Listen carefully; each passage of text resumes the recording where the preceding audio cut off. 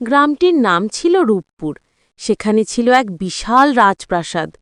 কিন্তু রাজ্যে কোনো সুখ শান্তি ছিল না। রাজ্যে কোনো কিছুর অভাব ছিল না, শুধু ছিল একটা সন্তানের অভাব। রাজার বিয়ে হয়েছে প্রায় 10 বছর হয়ে যাচ্ছে, তবে তাদের সন্তান ছিল না। তারা এসব চিন্তা করে করে একেবারে নাজেহাল হয়ে পড়েছে।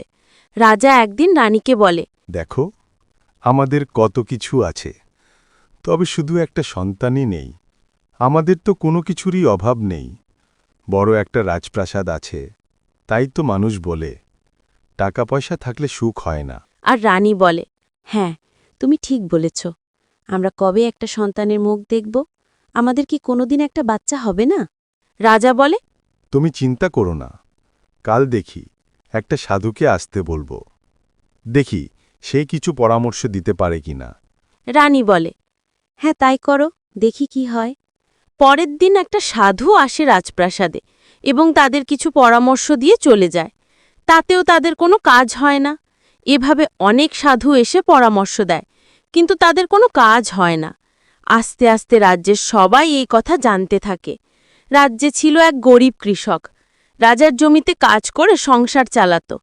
রাজা একদিন রাজ্যের সবাইকে প্রাসাদে ডাকে এবং বলে, যে আমার সন্তান হওয়ার সন্ধান দিতে পারবে, তার আর আমার জমিতে চাষ করতে হবে না।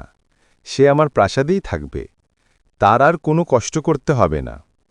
পরের দিন ওই গরিব কৃষকটি যখন কাজ করে বাড়িতে যাচ্ছিল, তখন দেখতে পায় একটা পাখি মাটিতে পড়ে আছে।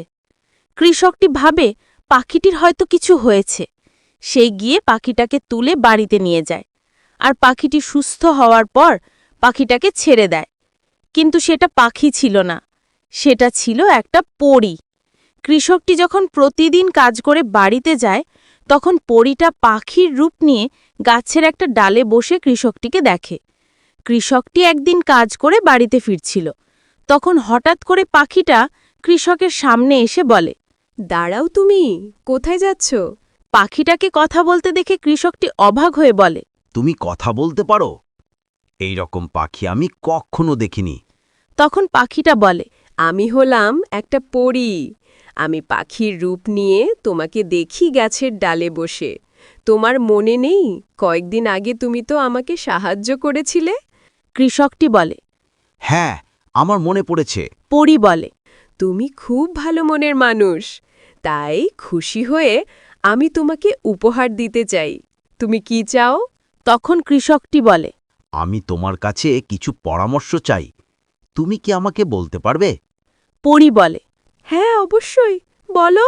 তখন কৃষকটি বলে, আমাদের রাজ্যের রাজার কোনো সন্তান নেই। তাদের সন্তান হওয়ার কিছু পরামর্শ দিতে পারবে? পরী বলে, হ্যাঁ, অবশ্যই। তবে তোমাকে আমাদের পরীর রাজ্যে যেতে হবে। সেখানে একটা গাছ আছে। সেই গাছের পাতা খেলে রাজার স্ত্রীর বাচ্চা হবে। তখন কৃষকটি বলে, হ্যাঁ, আমি যাব। তবে কিভাবে যাব? আমি তো তোমাদের রাজ্য চিনি না। তখন পরীটা বলে, তোমাদের গ্রামের পাশেই একটা জঙ্গল আছে।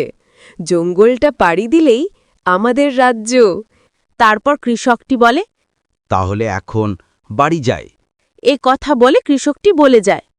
পরের দিন কৃষকটি জঙ্গল পাড়ি দিয়ে পরীর রাজ্যে যায়। পরীর রাজ্য দেখে কৃষকটি অবাক হয়ে বলে, কত সুন্দর জায়গা! এত সুন্দর জায়গা আমি কখনো দেখিনি।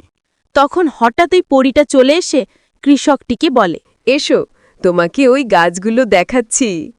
পরীটা কৃষকটিকে পাতাগুলো দেয় এবং কৃষকটি পাতাগুলো নিয়ে পরীটাকে বিদায় জানিয়ে বাড়ি চলে আসে। পরের দিন কৃষকটি পাতাগুলো নিয়ে রাজার কাছে যায় এবং বলে, রাজামশাই, আমি কিছু পাতা এনেছি পরীর রাজ্য থেকে। এই পাতাগুলো খেলে রানীর সন্তান হবে। তখন রাজা বলে, দেও দেখি তাহলে। পাতাগুলো দিয়ে কৃষকটি চলে আসে। তারপর রাজা পাতাগুলো নিয়ে রানীর কাছে যায় এবং বলে, এই পাতাগুলো খেলে তোমার সন্তান হবে। রানী বলে, ঠিক আছে, দাও দেখি। পাতাগুলো খেয়ে কিছুদিন পর রানী একটা মেয়ে সন্তানের জন্ম দেয়। একথা শুনে রাজ্যের সবাই খুশি হয় এবং রাজা ওই কৃষকটিকে রাজ্যে ডেকে এনে বলে, তোমার জন্য আজকে আমরা সন্তানের মুখ দেখতে পেরেছি। তোমার আজ থেকে আর কোনো কাজ করা লাগবে না। তুমি এখন থেকে আমার প্রাসাদেই থাকবে। তারপর গরিব কৃষকটির আর কোনো দুঃখ কষ্ট থাকল না। রাজ্যেও একটা সন্তানের দেখা মিলল, রাজ্যটাও সুখ শান্তি ফিরে পেল।